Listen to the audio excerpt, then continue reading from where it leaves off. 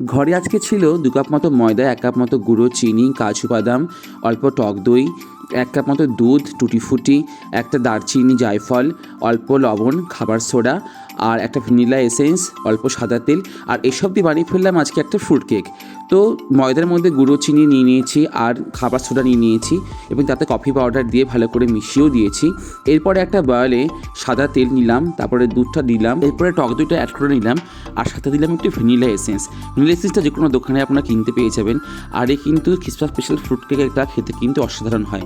এরপরে পরিমাণ মতো লবণ অ্যাড করে দিলাম। এরপরে মিশ্রণটি ভালোভাবে মিশিয়ে এই ময়দা আর চিনি যে ব্যাটারটা সেটা আস্তে আস্তে সাথে অ্যাড করে দিলাম।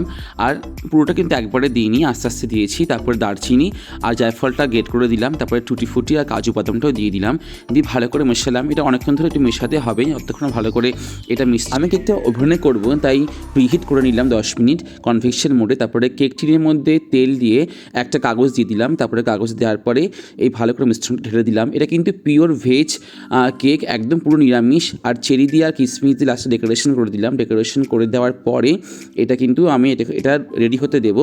আর কনভেকশন মোডে 180 ডিগ্রি সেন্টিগ্রেডে 30 মিনিট ধরে এটাকে আমি কুক করব। 30 মিনিট পর দেখছি কেকটা কিন্তু রেডি হয়ে গেছে। আর এটা কিন্তু খেতে খুব অসাধারণ হয়েছিল, খুব নরমও হয়েছিল। তো বন্ধুরা, তোমরা অবশ্যই ট্রাই করো এই কেক। আর সবাইকে জানাই মেরি খ্রিসমাস। সবাই ভালো থেকো, সুস্থ থাকো, টাটা, বাই বাই।